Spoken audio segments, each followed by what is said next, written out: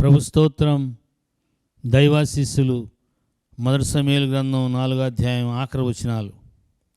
మందసం పట్టబడింది. ఏలీ గారి కోళ్ళకు ఆమె ప్రసవిస్తూ ఉంది. మందసం పట్టబడిందని విని ప్రభావము ఇశ్రాయేలు నుంచి వెళ్ళిపోయిందని మాట్లాడుతూ బిడ్డను కానీ ఈకాబోదనే పేరు పెట్టింది. మందసం పట్టబడిందనే మాట బిడ్డని కంటానికి ఉన్న ఆ ప్రసవ వేదన కంటే గుండెని పిండి చేసి బిడ్డ పుట్టాడనే సంతోషం కూడా లేకుండా చచ్చిపోయింది. మందసం అంటే ఎంత ప్రేమో చూడండి. మందసానికి వ్యతిరేకంగా పాపం చేసే వ్యక్తి యొక్క భార్య అయ్యి ఎంత మందసం అంటే భయం ఉందో ప్రేమ ఉందో చూడండి. ఒకే ఇంట్లో ఒకరేమో మందస్సానికి వ్యతిరేకంగా నడిచిన వారు, ఇంకొకరు మందస్సం పట్టబడిందని మాట వింటేనే తట్టుకోలేకుండా ప్రాణం పెట్టిన వ్యక్తి. మందిరాల్లో ఈ దినం, కుటుంబాలు ఈ దినం ఎలాగున ప్రభావం పోతే అంగలార్చేవారు ఉన్నారు, రోదన చేసేవారు ఉన్నారు, గుండె బాదుకునేవారు ఉన్నారు. అందుకే మందిరాలు నిలబడి ఉన్నాయి, అందుకే కుటుంబాలు నిలబడి ఉన్నాయి. అలాంటి ప్రార్థనాపరులై దేవుణ్ణి ప్రేమించి, దేవుని మందసాన్ని ప్రేమించి, దేవుని సన్నిధిని ప్రేమించి, దేవుని బిడ్డలను ప్రేమించి జరిగే సంభావనలు బట్టి గుండె బాదుకుని కన్నీరు మున్నీరుగా విలపించే, ప్రాణాపాయం వచ్చినంతగా, ప్రాణం పోవునంతగా ప్రార్థన చేసే తల్లులు తండ్రులు ఉన్నారండి. వారిని బట్టి మనం క్షేమంగా ఉన్నాం. అట్టివారు లేపబడాలండి, అట్టివారు కావాలండి. చనిపోయిన వారికి, బ్రతికిన వారి మధ్య నిలబడి ధూపం వేయగలిగిన అనుభవం కలిగిన వారు కావాలండి.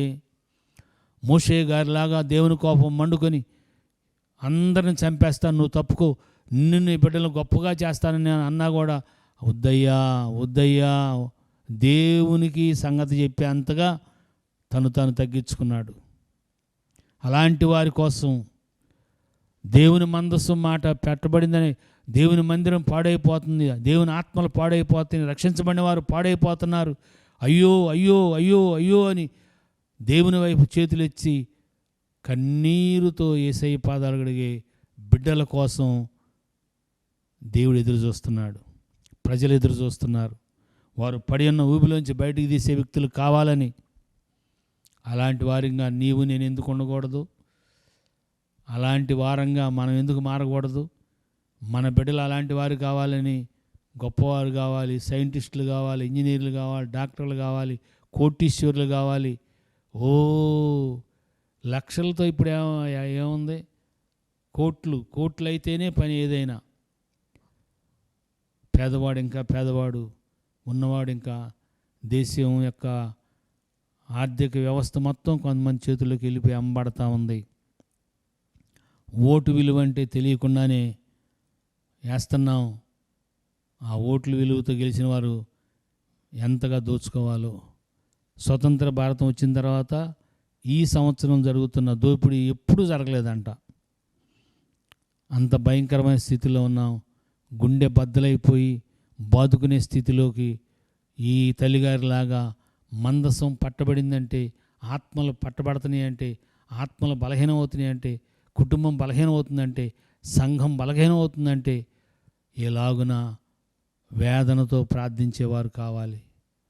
అలాంటి అభిషేకం దయగల దేవుడు మన మీదకి పంపి అనేక ఆత్మల్ని అగ్ని నుంచి లాగినట్లుగా లాగుటకు మనందరి ఎడల తన కృపను దయను కనపరచునుగాక. అలాంటి అభిషేకం మన మీద, మన బిడ్డల మీద స్థిరముగా నిల్చునుగాక.